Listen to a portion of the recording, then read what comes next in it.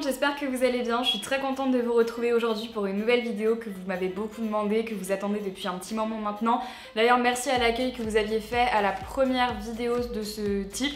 D'ailleurs, je vous la mettrai là. Si vous ne l'avez toujours pas vu, vous pouvez cliquer dans le petit juste ici pour aller voir la première édition de cette vidéo.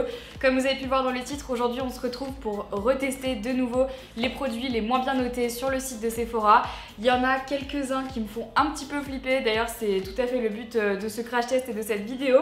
Je suis carrément flippée, j'ai même pas réussi à trouver de quoi faire un maquillage complet. C'est la raison pour laquelle je vais switcher quelques étapes et simplement utiliser les produits que j'ai choisis pour cette vidéo. Donc j'ai 5 produits à tester pour vous dans cette vidéo et on va commencer tout de suite avec le premier produit qui est une base pour le teint. Je sais pas si vous vous souvenez, mais dans ma précédente vidéo il y avait déjà eu ce type de produit, donc j'ai un petit peu la trouille. C'est un produit de la marque Boscia qui ressemble à ça. Et ce produit donc est une base de teint traitante et matifiante au charbon blanc pour les pores.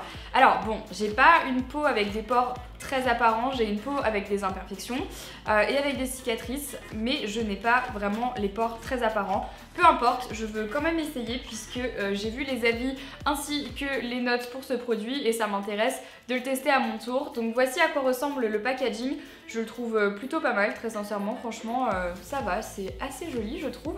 Donc à l'arrière du produit, ils disent que c'est une base traitante qui rééquilibre la peau et contrôle la surbrillance tout en aidant à atténuer l'apparence des pores. Donc j'ai mon miroir grossissant juste à côté de moi, on va pouvoir tester en direct live pour savoir si ça vraiment minimise l'apparence des pores ou pas. Sachant que comme je vous le disais, j'ai pas des pores hyper apparents, mais je vais quand même essayer. Donc c'est parti, ils disent d'appliquer 1 à 2 pompes. C'est pas désagréable à appliquer ouais. Alors c'est pas désagréable à appliquer, par contre ça colle. Ça colle de ouf. Ça colle. Ouais, c'est bizarre. Ça colle. Genre, c'est hyper... on sent que là, il y a un truc sur le visage, quoi. Là, si je mets mon fond de teint par-dessus, ce qui va arriver, j'ai peur que ça fasse des... C'est bizarre. Mise l'apparence des pores. Oui, non. C'est pas ouf. Enfin, moi, je vois pas trop la différence. Il est doté 1 étoile, mais la personne dit qu'en fait, elle a eu la peau encore plus grasse et brillante qu'avant. Perso, j'ai la peau sèche, donc du coup, ça va pas trop me faire cet effet. Pour le moment, j'ai pas l'impression que ça soit plus brillant que ça. Donc honnêtement, là, pour l'instant, j'ai pas vraiment d'avis, quoi. Je la trouve pas nulle, mais je la trouve pas ouf non plus. Enfin, c'est une base, quoi. Donc, je trouve pas vraiment, par contre, qu'elle minimise l'apparence des pores. Ça, très sincèrement, j'en ai quand même quelques-uns par ici, là. Je trouve pas que ça soit ouf. J'ai rapidement appliqué mon fond de teint hors caméra et on va continuer avec le prochain produit qui est un produit pour les sourcils. C'est le Brow Food Clear Brow Enhancing Gel Fix qui ressemble à ça, donc bon, de la marque Brow Food. Je ne connais absolument pas cette marque. Pour moi, c'est une totale découverte, je vais pas vous mentir. Donc on va voir un petit peu ce que ça donne. Normalement, si c'est juste un produit pour fixer les sourcils, ça devrait pas être terrible. Je vais lire quand même le commentaire qui a été laissé par la personne, ce qui me fait un peu flipper. Parce que la personne a laissé 3 étoiles, donc bon, c'est un mi-mécontentement, on va dire. Déçu par le mascara, ne fixe pas comme je l'aurais voulu, ne sert à rien. Donc on va le tester tout de suite. C'est vrai que moi j'ai l'habitude d'utiliser le gel fixant de chez Benefit, là, le 24 heures, le Ready Set Brow, il a changé de nom, que j'aime bien, que j'utilise depuis longtemps quand même, donc bon, j'ai un peu l'habitude de l'utiliser et c'est vrai qu'il tient super bien, c'est-à-dire que dès l'instant où on le met, il n'y a plus rien qui bouge et ça c'est vraiment cool, surtout quand, comme moi, en fait, j'ai les sourcils qui sont assez fournis et j'ai plein de petits bébés poils de sourcils et donc en fait si je les fixe pas avec un gel, ça va partir, vous savez, des fois genre le sourcil, enfin le cil qui part comme ça là, ça m'arrive tout le temps, enfin le cil, le poil, vous avez compris, j'ai un peu de mal à parler ce matin, c'est pas grave. Donc là j'ai rien mis dans mes sourcils, pas de crayon, rien à part le gel. Pour l'instant c'est vrai que je vois pas trop la diff. Je vais attendre que ça sèche quand même, mais j'ai l'impression qu'il y a quasiment pas de matière qui s'est déposée dessus. Et c'est sûr que si la matière ne se dépose pas correctement, ça risque pas de fonctionner. C'est vrai que ça sert un peu... Enfin là, je suis là, genre il sert un peu à rien ce truc. Voilà, voilà. Bon, j'ai rien à dire sur ce produit en fait, effectivement, parce que je trouve que ça sert pas à grand chose. Il y a des produits qui sont mieux. Voilà, celui-là il est malheureusement pas terrible. On continue avec un produit qui me fait assez peur. C'est ce produit-là de chez By Terry, c'est la poudre Kohl Oriental Précision Liner Estompe Smoky Tenue Extrême. Ça se présente comme ceci. Donc en fait c'est un liner qui est censé s'estomper et finir par faire un smoky. Donc la pointe est comme ça, c'est assez étrange. Si je le swatch ça fait ça.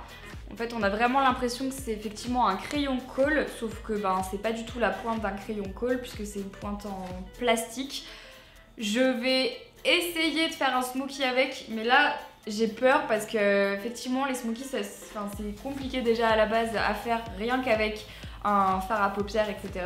Donc là j'ai vraiment peur de l'effet tapotage, d'autant que la personne qui l'a testé a vraiment pas laissé un bon commentaire, un véritable cauchemar, maquillage complet à refaire après utilisation malgré le tapotage, dommage, le noir est vraiment intense mais ça ne tient pas du tout, difficile à étaler, on en a partout, maquillage à refaire, très déçu, elle a laissé une étoile pardon, je n'arrive plus à parler.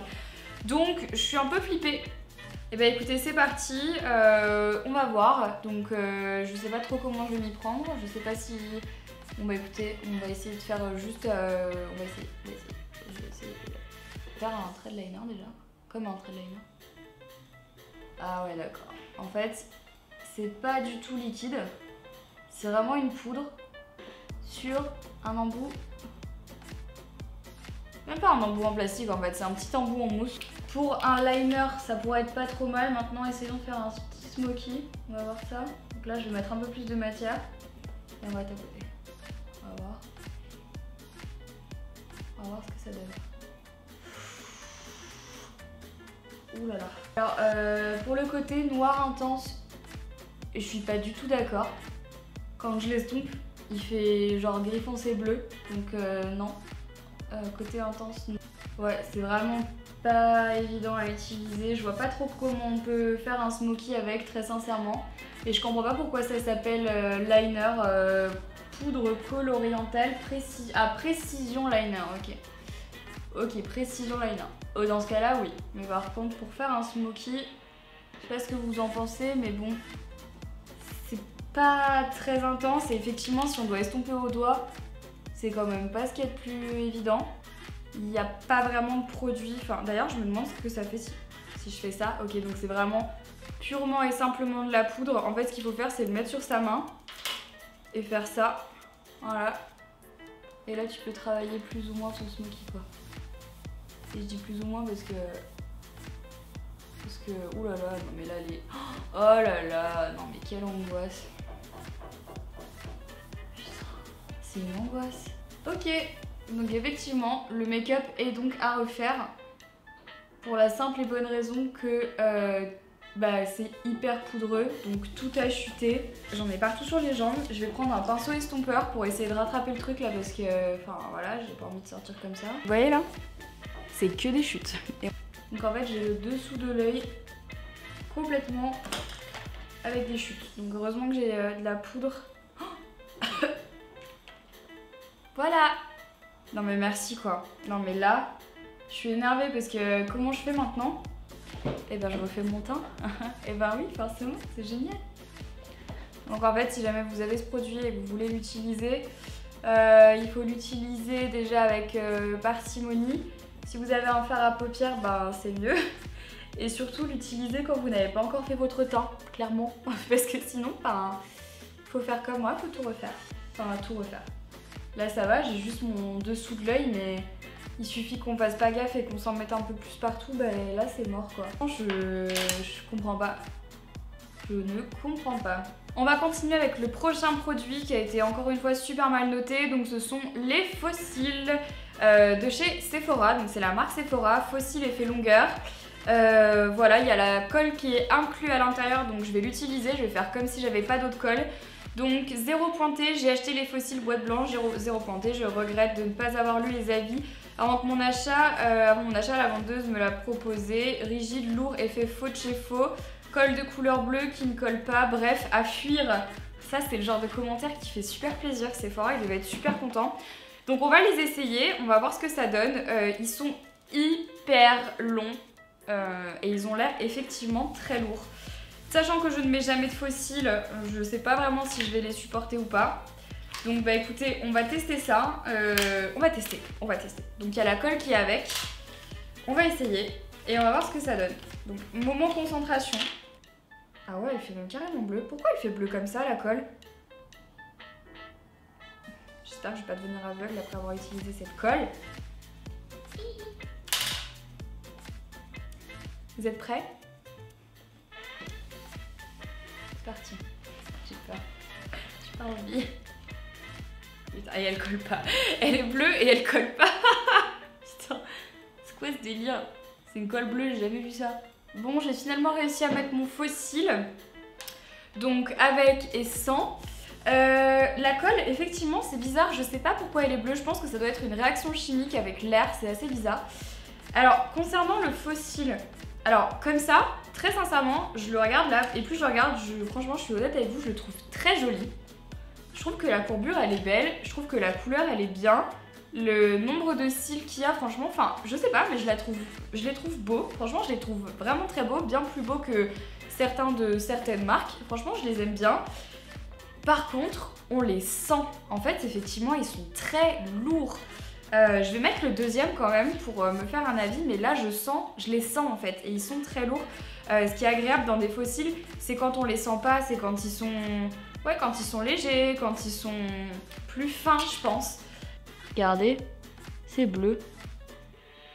Et plus ça sèche, plus c'est bleu. Bon, j'ai essayé tant bien que mal de mettre le fossile sur cet œil là, mais en fait je pense que j'aurais dû couper un petit peu parce que là à l'intérieur, vous savez, ici il est un petit peu trop long dans le coin interne de l'œil. Et je confirme ce que j'ai dit, malgré le fait que je trouve que les fossiles soient plutôt pas mal, ils sont juste super lourds, donc du coup j'ai l'impression d'avoir un peu les yeux fermés et c'est pas très flatteur généralement quand on met des fossiles, on a envie d'avoir les yeux, enfin voilà, super ouverts et vraiment voilà, beau quoi. Et là le problème c'est qu'en fait ils sont beaux mais comme ils sont lourds et ben automatiquement on ferme un petit peu les yeux et du coup ben c'est moins bien. Ils sont pas mal mais ils sont trop lourds et pas très agréables à porter. Voilà. Et ensuite le dernier produit que je vais tester dans cette vidéo c'est le Lip Paint Matte de chez L'Oréal. Vous avez dû les voir un petit peu partout je pense. Moi en tout cas j'en ai déjà utilisé. Pas très souvent, je les ai tous chez moi parce que je crois qu'on me les avait tous envoyés. J'ai dû les utiliser une ou deux fois et c'était il y a un petit moment maintenant, ça fait longtemps que j'en ai pas mis. Donc du coup ça va me donner l'occasion de les remettre et de les réessayer et surtout d'essayer de comprendre l'avis qui a été posté sur ce produit qui a eu une étoile. Vraiment à mes yeux l'un des plus mauvais produits que j'ai pu utiliser, absolument pas mat. Très gras, épais, ne tient pas une heure, les couleurs sont pas ouf, déçues. Donc là j'ai pris la teinte 201 qui est le Hollywood Beige. Donc on va le tester et je vais voir un peu si mon avis coordonne avec l'avis de la personne voilà, qui a été laissée sur le site de Sephora. Alors il est pas très mat dans le sens où en fait il est assez transparent, enfin on voit encore mes lèvres en dessous. La couleur est pas super intense, on a l'impression qu'elle va vraiment ressortir plus que ça. Et là je suis obligée de mettre une deuxième couche. Là j'ai appliqué la couleur en 2 couches et je vais attendre un petit peu pour voir si ça sèche ou pas. Mais là c'est sûr qu'en fait on n'a vraiment pas l'impression d'avoir mis un lip paint mat. Normalement les lip paint mat, donc les liquid lipstick, puisque ça a été sorti en même temps que tous les liquid lipstick, c'était à la mode et d'ailleurs ça l'est toujours plus ou moins. En 30 secondes, même pas en 5 secondes dès la première application, ça sèche. Je pense notamment au Kat Von D, je pense au Make Up Forever, je pense au Too Faced qui sèchent instantanément quand on les met. Et là, bah, plus je parle, plus c'est censé sécher hein, et ça ne sèche pas, donc c'est pas mat en fait. Donc non, effectivement, ça ne devient pas mat. Je pense que je vais essayer de me mordre dans un mouchoir pour voir si ça devient mat ou pas. Mais normalement, j'aurais pas besoin de faire ça, je vais essayer de faire ça. Ok, donc une fois. 2 fois. Au bout de 2 fois, ça commence à devenir mat. Là, c'est censé être mat, mais ça l'est toujours pas. Et du coup, j'ai perdu toute l'intensité de la couleur. Donc non, effectivement, c'est pas mat. Et il y en a qui sont mieux. Donc effectivement, là, je comprends l'avis de la personne et je suis assez d'accord. Je me souvenais pas que c'était si peu mat, en fait, les dernières fois que je les avais utilisés. Après c'est pas ceux que j'utilise le plus non plus, donc je pense que voilà, il y a peut-être une raison à ça. Bon, et ben ça nous fait un super make-up tout ça. Le petit smoky gris bleu, hein, parce que du coup c'est pas vraiment noir, plus les lèvres comme ça de cette couleur qui sont pas mal. C'est un peu chelou, voilà, donc j'ai pas de bronzer, j'ai pas de blush, j'ai rien d'autre, j'ai juste ça, j'ai même pas de mascara. Voilà, bon bah c'est un peu spé, mais bon, voilà. Et ben c'est tout pour ce crash test. Du coup bah écoutez, j'espère quand même que cette vidéo vous a plu. N'oubliez pas de vous abonner en cliquant juste ici, d'aller voir ma dernière vidéo en cliquant là, de cliquer sur la petite cloche pour activer les notifications et être prévenu à chaque fois qu'une de mes nouvelles vidéos sort. Je vous fais à toutes et à tous d'énormes bisous et je vous dis à très vite pour une prochaine vidéo. Bye bye.